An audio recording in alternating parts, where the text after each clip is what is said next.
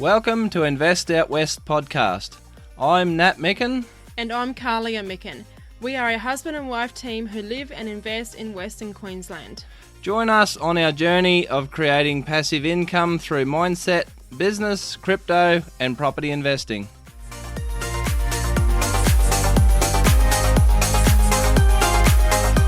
Welcome to Invest Out West episode number 34. The quote we'd like to leave with today is from Steve Jobs, and he says, "Great things in business are never done by one person. They are done by a team of people." Yeah, today we're just going to do a couple of book reviews. So we've just got a book each that we've recently read, and neither one of us has read the other book, so it's just going to be simply one person, one book, and we're just going to go into a little bit of detail on each book. And they're sort of books that we would recommend to other people, so that's why we chose these books to cover today. So, Kahlia, did you want to start with yours? Yeah, so the book that I've chosen to speak on is Who Not How by Dan Sullivan, and in collaboration with Dr. Benjamin Hardy.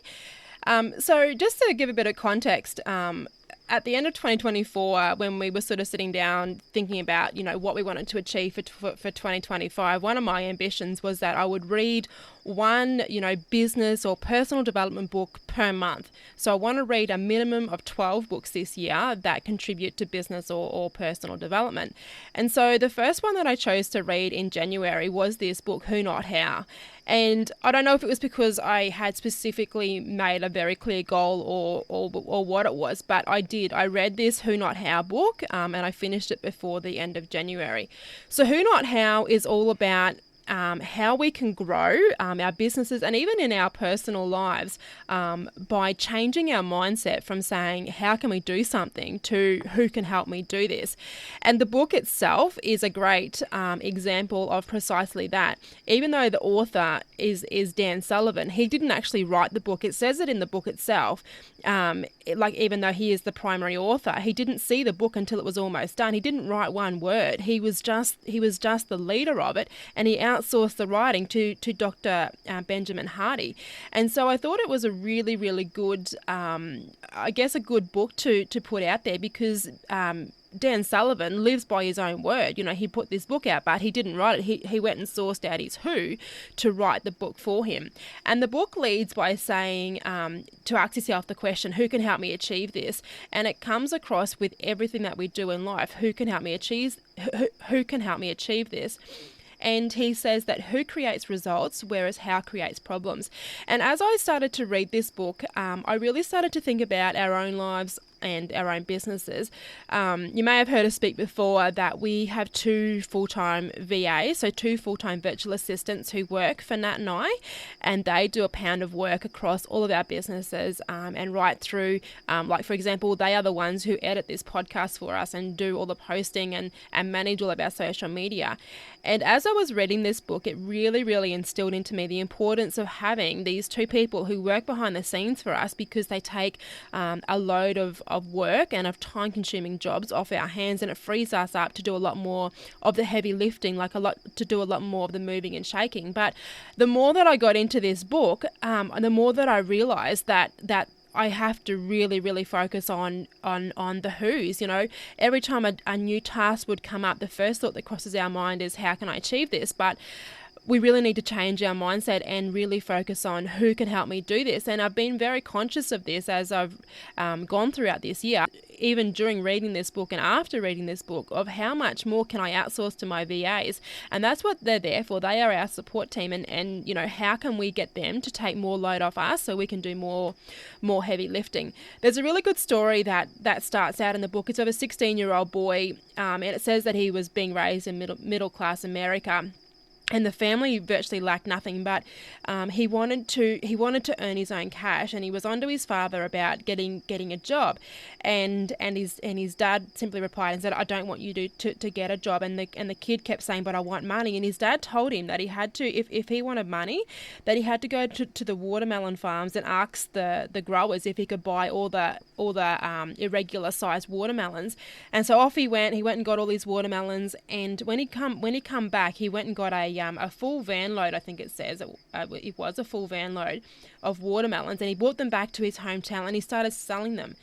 And he, in a few short hours, it said that he sold his entire supply, and he had made more money during that one van load of watermelons than what he would have made over the whole summer of being a wage earner. And I really admire his father for having that view. Like he didn't push on his son just to have, like we would call that a normie view of just go and get a job and just work a 9 to 5. He really made his son sort of think outside of the box and really think, how can I capitalize on my time to make it more viable. And as it says, one carload of watermelons was more money than what it was for him working for the minimum, like for a wage throughout the whole entire summer. And so it goes on to say in the book that how is linear and slow, whereas who is non-linear, instantaneous and exponential. And that's exactly it. And I know within myself, with stuff that I do, with the businesses that we've got, and even the investments that we've got, when something new comes up, often it's new to us because we don't know anything about it. And so, for example, for me, like we do a lot of marketing, of course, for all of our businesses, and I know nothing about marketing, and I've had to learn a lot. But now I look back and I think, how much further could we be along if I had the vision to understand how to outsource it and who to get on your side. And even now, like in our businesses, that's what our VAs do. Like that's part of their roles, is to do a lot of the marketing, and it frees us up no end when you can really outsource it, and when you can find them who's to help you in your business. And the book says here that how limits you to your own knowledge and capabilities. And I really reflected on that, because with our team and myself, like I talk to them all day long, and if I get an idea, they're often the first people who I run it past, because they have a different perspective, and they can sort of really shine a different light on it, and then we'll have a discussion about it, and then we'll work out a plan.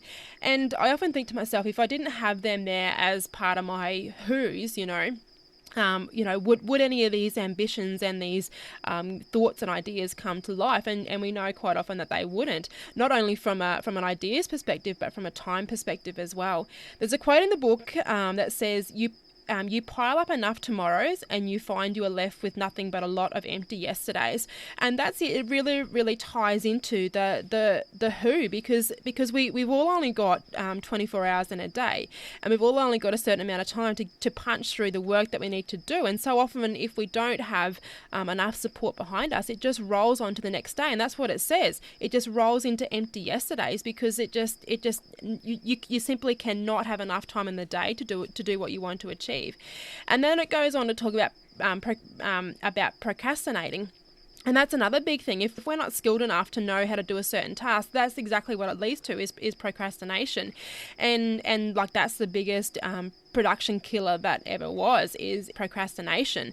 And I even find myself too, that I find that if I talk to my team about something that I've got on the go, I find that sort of irons out any procrastination. I give them, I share with them my thought, and then we take it from there. And it sort of irons out any procrastination. Is this going to be good? Is this going to be bad? How are we going to tackle this? And so I was so inspired about. I was so inspired reading this book, because it really, really opens your eyes that the sky's the limit. And like I know for myself, there is still so much that I need to outsource. Like that we could have exponential growth if I could understand and if I could learn better within myself, and even come over the mindset of the who, not how. Like of who can I get to do this? And he talks a lot about getting over the cost, like the investment of the who's, because this is it. Like nothing comes for free, but how much can you free up yourself if you're willing to make that investment into someone else?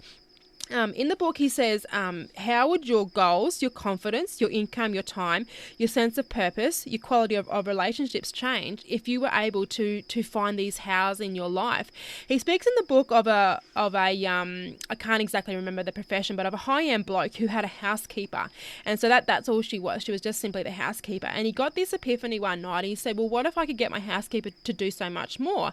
Right from washing his car and having all his meals prepared. And there was a whole range of different things. And the book tells us that it absolutely turned his life around when he was just willing to outsource more and more of the mundane things that consume our daily life. There's the quote in the book that it says, when the student is ready, the teacher appears. And I guess just throughout the whole book, I was really, really, I guess, grateful for the reflection of when we have a task that comes to mind.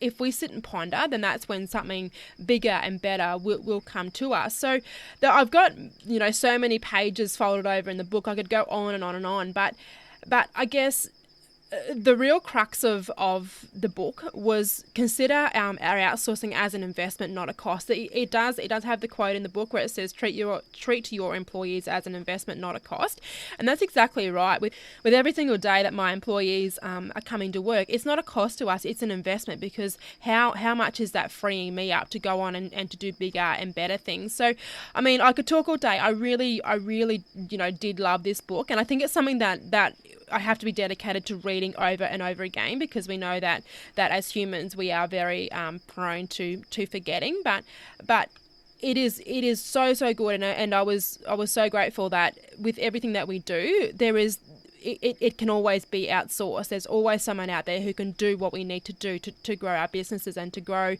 our investments and these sorts of things. So if you haven't read Who Not How, and if you want to really achieve bigger goals, I would really encourage you to get it. I will leave a link below so you can jump on and purchase it, and you know exactly what book I'm talking about. But yeah, it was brilliant, and I really, really enjoyed it. And I think it'll be on my goal list moving forward to read it every single year.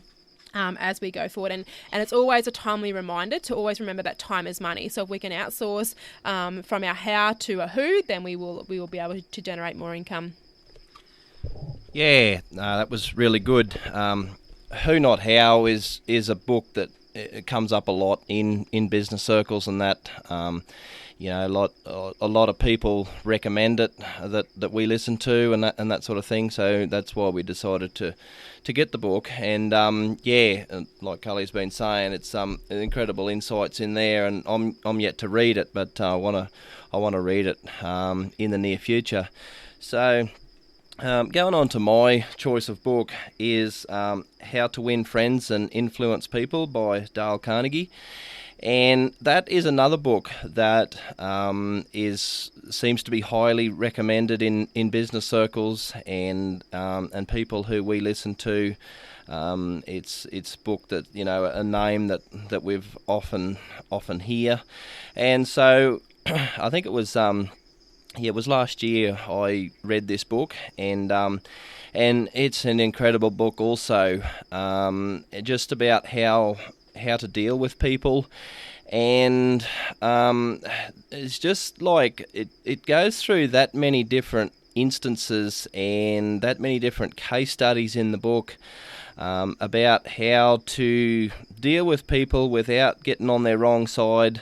I guess you could say, for a want of a better term, not piss them off, and so I just believe it's highly recommended for anybody who is dealing with people like bosses, parents. I believe it's a good book even for parents, because there's case studies in the book about how to deal with problem children, that sort of thing.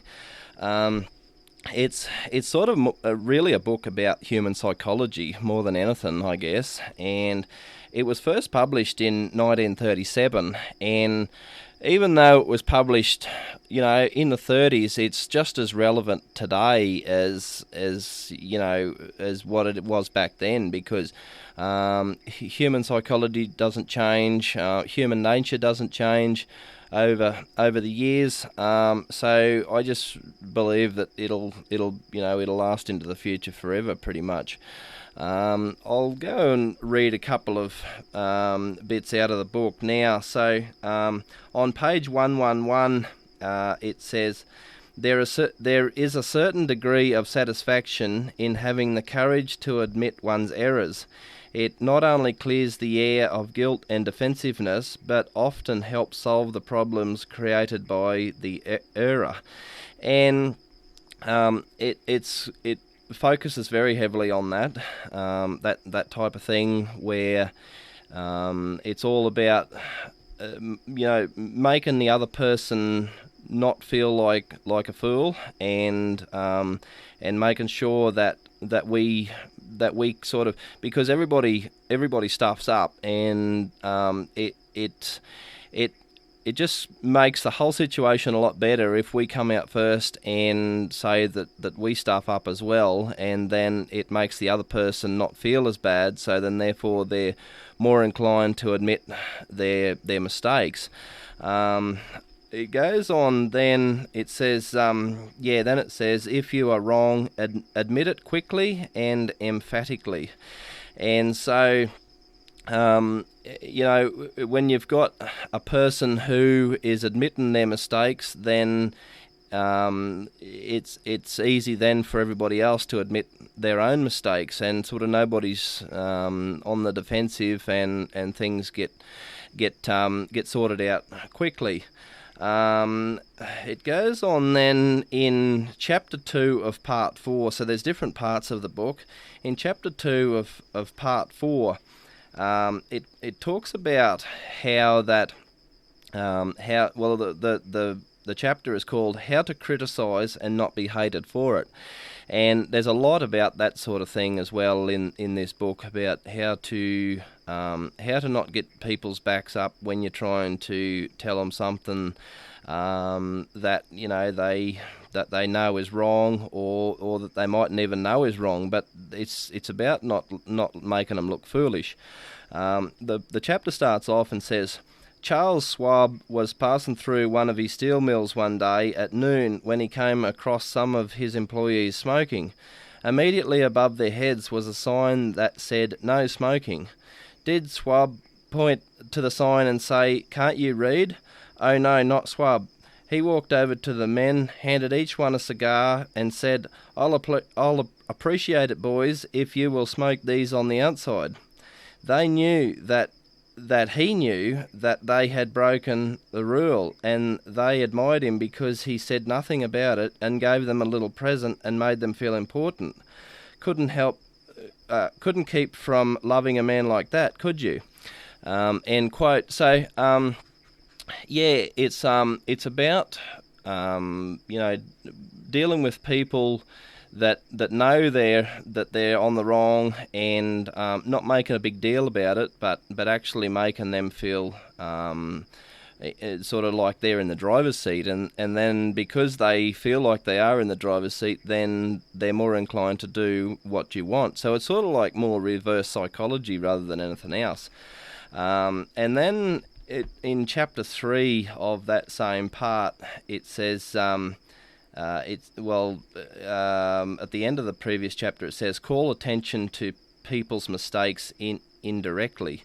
And then chapter 3 says, talk about your own mistakes first. And that's something else that's heavily focused on in the book, is it's just making sure that people know that you always that you stuff up as well, and so therefore that they don't feel as bad, sort of thing. So it's that's sort of what the book is very focused around, is about making people not feel as bad, so then therefore they're more inclined to come out and admit their wrongs, and then do really what you want them to do.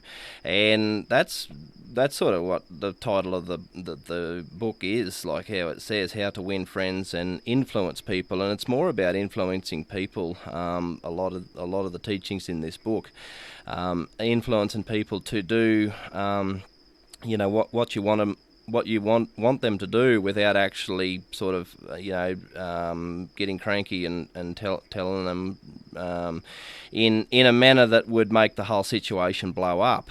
It's a very incredible book, and I just think it's a book that just needs to be studied over and over again. I like to just go flick through it every now and again, and just remind myself of some of the lessons in the book. Because it's it's like a lot of the teachings in this book is against human nature, and it's important to sort of just keep on top of these human nature traits that we have, and then we get on better in life if we're able to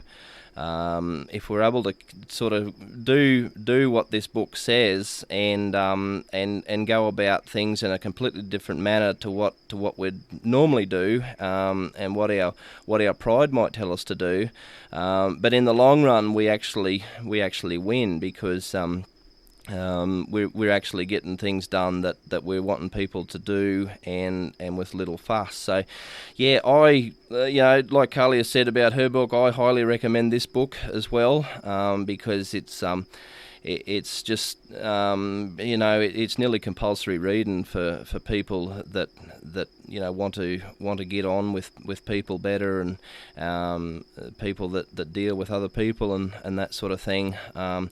Carly, were we going to put a link for this book as well? We'll drop it in the bottom as well, yeah. Yeah, rightio. So, yeah, look out for that book as well. How to Win Friends and Influence People by Dale Carnegie. So, that's probably about all I really had to say. Did you have anything to add to that before we wrap up?